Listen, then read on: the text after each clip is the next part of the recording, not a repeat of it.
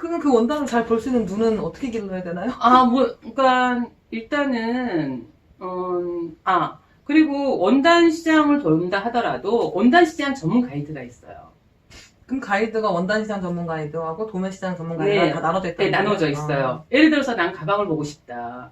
근데 가방 시장 전문 가이드를 쓰신 게 나아요. 왜냐면 걔네든 가방이든 예를 들어서 가방 전문 가이드다. 그럼 그들하고 네트워크가 되어 있거든요. 그러니까 훨씬 샘플을 구입하고 그리고 또 걔네는 불량인 집과 아닌 집을 잘 알기 때문에 훨씬 더 유리하죠. 리스크가 적다는 거죠. 그리고 싸우 전문 가이드도 마찬가지예요. 왜냐하면 나만 하는 게 아니라 여러 한국 사람들을 하기 때문에 잘 나간 상품도 알 수 있고 또 저 집은 불량이 굉장히 많이 생기는 집도 있을 수 있고 그래서 각 품목마다 전문 가이드를 쓰시는 게 좋으세요. 그러면 반품이 안 되는 집들에서 만약 사입을 하게 되면 그거에 대한 거는 어떻게 한국에서 풀어나가요? 저 같은 경우는 조선족 사장의 그 에이전시를 하거든요. 네. 그분은 굉장히 많은 그러니까 경력이 있고 많아요. 그러니까 그래서 반품이 굉장히 원활하고 제가 이제 뭐냐면 저는 10%를 줘요. 네. 그러니까 사이가에. 네.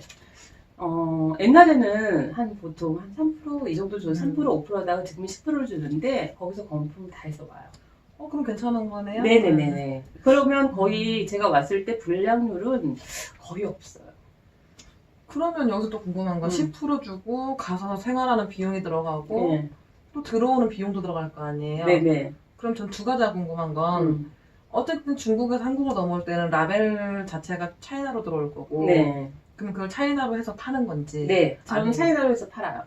보통 제가 이제 네. 아는 거는 네. 라벨갈이라고 하죠? 네. 그런 경우도 좀 많이 있는 걸로 알고 있어서 네. 근데 그런 경우들과 또 하나는 단가적인 부분에서 국내에서 생산을 하는 비용과 중국 내에서 그렇게 모든 비용을 들여와서 하는 비용들 예를 들어서 네. 제가 이제 도매를 했다. 근데 한국에서 이거를 내가 원가를 따져보면 10,000원인데 중국에서 해보면은 그 상품을 똑같이 하진 않겠죠? 네.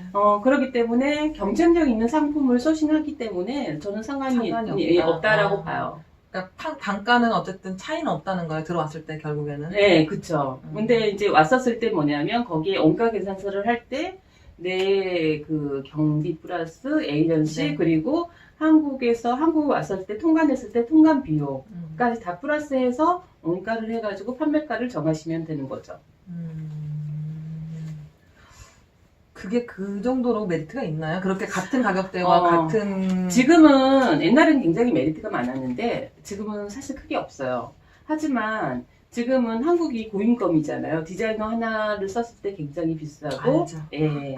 그리고 이제 샘플 개발 비용이 굉장히 또 많이 들어가고, 왜냐면 샘플 개발했었을 때 메인 진행하기까지 쉽진 않잖아요. 그리고 이제 상상을 했을 때 최소 컬러별로 20장은 해야 되는 거잖아요. 일단 뭐 이거는 이제 새벽 시장 기준을 네네네. 잡았을 때 이야기를 하는 건데 옛날에는 20장도 안 해줬지만 지금 경기가 없는 네. 단계로 20장씩은 해주거든요. 그랬을 때 지금 중국은 깔별로 5장씩도 돼요. 그러면 디자인을 안 썼었을 때 내가 중국 같은 경우 강소 같은 경우는 내가 한 달 전에 예약하면 30만 원대 왕복 티켓을 구할 수 있어요.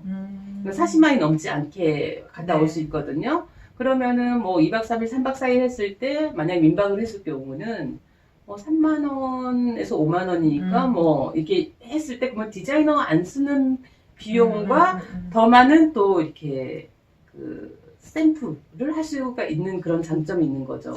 예를 들어서 패닉 상태야 나는 지금 아무래도 디자인이 안 나와. 그랬을 때는 가만히 있지 말고 차라리 중국을 가서 소싱하는 것도 하나의 방법이긴 해요.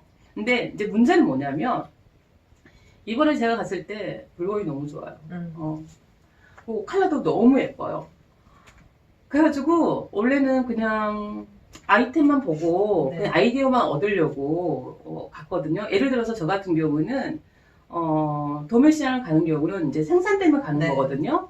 그럼 한국에 소재를 갖다 줬을 때는 그 찾기가 힘들어요. 하지만 도매 시장에 있는 것들은 중가 시장에 다 있는 소재이기 때문에 그 비슷한 옷을 사서 제가 생산을 이제 디자인을 이렇게 변경하는 경우가 많은데 너무 이쁜 거야.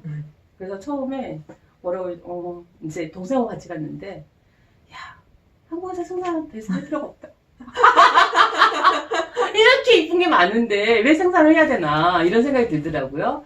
그러면서 그래도 혹시 몰라서 왜냐하면 제가 중국 물건을 하면서 조금 많이 되었기 네. 때문에 깔별로 한 5장씩 해서 한 20아이템을 소싱을 해왔어요. 진짜 마음에 든 거는 뭐 20장씩도 몇 가지는 했는데 그건 정말 가격이 품질에 비해서 굉장히 싼 네. 거겠죠.